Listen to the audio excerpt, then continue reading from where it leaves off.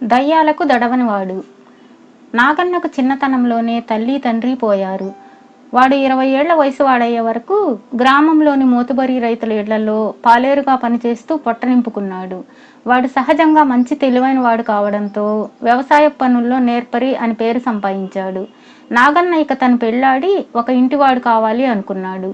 కానీ వాడికి పిల్లనిచ్చేందుకు ఎవరూ ఇష్టపడలేదు. నువ్వు చూడబోతే పాలేరువి, నీ యజమాని ఇంటి పనిపాటుల్లో రాత్రింబవళ్ళు ఒళ్ళు హోనం చేసుకుంటావు. నీకు పిల్లనిస్తే మా పిల్ల ఆలనా పాలనా అయినా చూసేందుకు నీకు తీరుబాటు ఉంటుందా? నువ్వు పాలేరు పని మానేసి ఎవరి పొలమైనా కౌలుకు తీసుకునేటట్లయితే మా పిల్లని ఇస్తాం అన్నారు ఒకరిద్దరు. వాడు తనకు తెలిసిన పెద్ద రైతుల నుంచి పొలం కౌలుకు తీసుకునే ప్రయత్నం చేశాడు కానీ అది సాధ్యపడలేదు. దానితో వాడికి తను పుట్టి పెరిగిన గ్రామం మీద, తన బ్రతుకు తీరువు మీద ఏవగింపు కలిగింది. నాగన్న ఒకనాటి ఉదయం గ్రామం వదిలి 3 రోజుల పాటు అడవిదారిన ప్రయాణం చేసి 4వ నాటి ఉదయానికి మరొక గ్రామం చేరాడు. ఆ గ్రామానికి 4 పక్కల పచ్చని పంట పొలాలు ఉన్నాయి. అయితే నాగన్న గ్రామంలోకి పోతున్న దారి పక్కన పంట పొలాల మధ్యలో ఒక పెద్ద బీడు, పాడుపడిన బావి వాడికి కనపడ్డాయి. నాగన్న ఆశగా ఆ బీడు పొలం కేసి చూస్తూ ఇది నాకు కౌలుకిస్తే బంగారం పండించగలననుకొని దారిని పోతున్న ఒక మనిషిని ఆపి ఆ బీడు ఎవరిది అని అడిగాడు. అతను గ్రామంలో ఎత్తుగా ఉన్న ఒక మేడకేసి చేయి చూపి అందులో ఉండే జమీందారు గారిది అని తన దారిన తాను వెళ్ళిపోయాడు. నాగన్న జమీందారు దగ్గరకు పోయి తన గురించి చెప్పుకుని, అయ్యా, మీరు సాగు చేయకుండా వదిలిపెట్టిన బీడును నాకు కౌలుకిచ్చారంటే మీ పేరు చెప్పుకొని సుఖంగా బతికిపోతాను అన్నాడు. జమీందారు నవ్వి, అది దయ్యాల బీడు, దాని సంగతి ఈ చుట్టుపక్కల అన్ని గ్రామాల వాళ్లకు తెలుసు. అందులో భయంకరమైన దయ్యాలు చేరాయి. బీడును సాగులోకి తేగల వాళ్లకు సగం బీడు ఉచితంగా ఇస్తానని చాటింపు కూడా వేయించాను. ధైర్యవంతులం అనుకుని రాత్రి వేళ అక్కడికి వెళ్ళిన వాళ్ళు ప్రాణాలతో తిరిగి రాలేదు. కనుక ఆ బీడు జోలికి పోవద్దు అన్నాడు. నాగన్నకు దయ్యాలంటే భయం లేదు. బీడులో నుంచి దయ్యాలను తరిమేయగలిగితే సగం బీడు తనదవుతుందన్న ఆశతో వాడికి ఎక్కడ లేని తెగింపు వచ్చింది.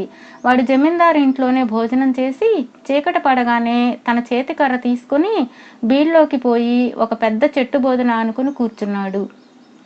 ఒక జామురాత్రి గడిచేసరికి నాగన్న ముందు భయంకరమైన 2 దయ్యాలు ప్రత్యక్షమయ్యాయి. వాడి చేతికర్రను గట్టిగా గుప్పెట బిగించి పట్టుకుని ఏమాత్రం తొణక్కుండా వాటి ముఖాల్లోకి పరీక్షగా చూశాడు. దయ్యాలు 2 ఒక అడుగు వెనక్కు వేసి, ఆహా, ఏం ధైర్యం నీకు! లోగడ ఇక్కడికి వచ్చిన వాళ్ళు మమ్మల్ని చూస్తూనే గుడ్లు తేలవేశారు.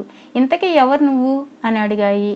నేనెవరైతే మీకేంలే గాని పెనుభూతాలు బ్రహ్మరాక్షసులు తిరిగే ఈ భయంకర వేళల్లో మీరు ఏదో పనిగట్టుకుని ఇక్కడికి వచ్చినట్లుంది. మీకేం కావాలి అన్నాడు నాగన్న. వీడు మన తగువు తీర్చగల సమర్థుడిలా ఉన్నాడు అన్నది ఒక దెయ్యం. అవునన్నట్లు రెండో దెయ్యం తలాడించింది. ఈ పాడుబడ్డ బీడుకు మా ఇద్దరిలో ఎవళ్ళో ఒకళ్ళం అన్ని హక్కు భుక్తాల్లో యజమానులం కాదలుచుకున్నాం. ఈనాటి వరకు మేము చేసిన ఘనకార్యాల సంగతి విని మాలో ఎవరు గొప్పో నువ్వు న్యాయంగా తీర్పు చెప్పాలి. అలా చెయ్యకపోయావో నువ్వు తెల్లవారాక వెళ్ళేది గ్రామంలోకి కాదు, ఆ పాడుబడ్డ దిగుడు బావిలోకి అన్నాయి దయ్యాలు. అలాగే న్యాయంగా తీర్పిస్తాను. నాకు కావలసింది మీ శక్తి సామర్థ్యాలను గురించిన ప్రత్యక్ష సాక్ష్యం, గతంలో చేసిన ఘనకార్యాల గొడవలు కాదు అన్నాడు నాగన్న. సరే, ఇప్పుడు మమ్మల్ని ఏం చేయమంటావో చెప్పు అన్నాయి దయ్యాలు. నాగన్న తన చేతికర్రతో ఒక దయ్యం భుజం మీద చిన్నగా కొట్టి, నువ్వు ఈ బీడు మధ్య ఒక చక్కటి అందమైన ఇల్లు కట్టాలి. ఆ పని అర్ధరాత్రిలోగా పూర్తి కావాలి అన్నాడు. ఓ, అదెంత పని అంటూ దయ్యం వెళ్ళిపోయింది. నాగన్న ఈసారి రెండో దయ్యం నడుం మీద తన చేతికర్రతో చిన్నగా పొడిచి, నీ తోటి దయ్యం ఇల్లు కట్టడం పూర్తి చేయగానే నువ్వు దాని చుట్టూ ప్రహరీ ఏర్పాటు చేసి లోపల కూరపాదులు పూల చెట్లు నాటాలి. ఈ పని తొలికోడి కూసే లోపల పూర్తి చేయాలి అన్నాడు. ఇదొక లెక్క ఏంటి నాకు అంటూ రెండో దయ్యం కూడా వెళ్ళిపోయింది. సరిగా అర్ధరాత్రి సమయంలో మొదటి దయ్యం నాగన్న దగ్గరకు వచ్చి, ఇంటి పని పూర్తయిపోయింది, నేను గొప్పదాన్నని తీర్పిస్తావు కదా అన్నది. నాగన్న ఒక క్షణం ఆగి, అలాగే ఇవ్వాలి మరి, కానీ అలా చేస్తే ఆ రెండో దయ్యం నన్ను బతకనిస్తుందా అన్నాడు. ఆ భయాలేం పెట్టుకోకు, నా వెంటరా, దాన్ని హతం చేసే మార్గం చెబుతాను అంటూ దయ్యం నాగన్నను బీడు చివరకు తీసుకుపోయి ఒక మొక్క చూపించి, దీని వేరు చేతికి కట్టుకో, దీని కాండాన్ని ధూపంగా వేశావంటే అది చావడమో లేక కొన్ని ఆమడల దూరం పారిపోవడమో చేస్తుంది అన్నది.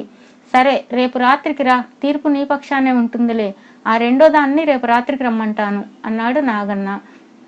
తొలికోడి కూసే వేళ రెండో దయ్యం పని పూర్తి చేశానంటూ ఉత్సాహంగా నాగన్న దగ్గరకు వచ్చింది. నాగన్న దాన్ని మెచ్చుకొని తీర్పు దాని పక్షానే ఉంటుందని చెప్పి, మొదటి దయ్యం తనకేమన్నా హాని చేస్తుందేమో అన్నాడు. దయ్యం అతన్ని భయపడవద్దని బీడిలో మరొక చివరకు తీసుకుపోయి అక్కడ నేల మీద పాగుతున్న ఒక తీగ మొక్కను చూపి, దీని వేరుని చేతికి కట్టుకో, ఆ దయ్యం నీ దగ్గరకు రాగానే దీని ఆకుల్ని నిప్పులో వెయ్యి, ఆ పొగకు అది చావడమో కారడువులు పట్టిపోవడమో చేస్తుంది అన్నది. నాగన్న మొక్క వేరు ఆకులు తీసుకుని దుస్తుల్లో దాచి మొదటి దయ్యానికి చెప్పినట్లే దాన్ని మర్నాటి రాత్రికి రమ్మన్నాడు. తర్వాత జమీందారు దగ్గరికి పోయి జరిగిందంతా చెప్పాడు. నాగన్న దయ్యాల బీడులోంచి అసలు ప్రాణాలతో తిరిగి రావడమే జమీందారుకు ఆశ్చర్యాన్ని ఆనందాన్ని కలిగించింది. నాగన్న దయ్యాలు చెప్పిన వేళ్లను ముంజేతికి కట్టుకుని చీకటి పడగానే ఒక కుంపట తీసుకుని దయ్యాల బీడులోనికి వెళ్ళి చలికాగుతూ కూర్చున్నాడు. జాము రాత్రి గడిచేసరికి దయ్యాలు రెండు ఏమిటి నీ తీర్పు అంటూ నాగన్న దగ్గరకు వచ్చాయి. వాడు దయ్యాలను మరి కాస్త దగ్గరకు రమ్మని, పగలల్లా న్యాయశాస్త్ర గ్రంథాలు చదువుతూ కూర్చున్నాను, ఈ బీడు ఇక్కడ ఉన్న మన ముగ్గురిలో శక్తివంతులైన వాళ్ళదని తెలుసుకున్నాను, నేనే శక్తిమంతుణ్ణి అంటూ దయ్యాలు చెప్పిన చెట్టు కాండాలని ఆకులను కుంపటి నిప్పుల్లో వేశాడు. ఆ వెంటనే గుప్పుమంటూ పెద్ద పొగలేచింది. దయ్యాలు రెండు కీచుమంటూ అదృశ్యమైపోయాయి. జమీందారు నాగన్న ధైర్యాన్ని మెచ్చుకొని వాడికి బీడిలో సగం దానం ఇచ్చాడు. నాగన్న దయ్యాలు కట్టిన ఇంట్లో ఉంటూ వ్యవసాయం ప్రారంభించి కొన్నాళ్ల తర్వాత తగిన పిల్లని పెళ్లాడి చాలా సుఖంగా జీవించాడు.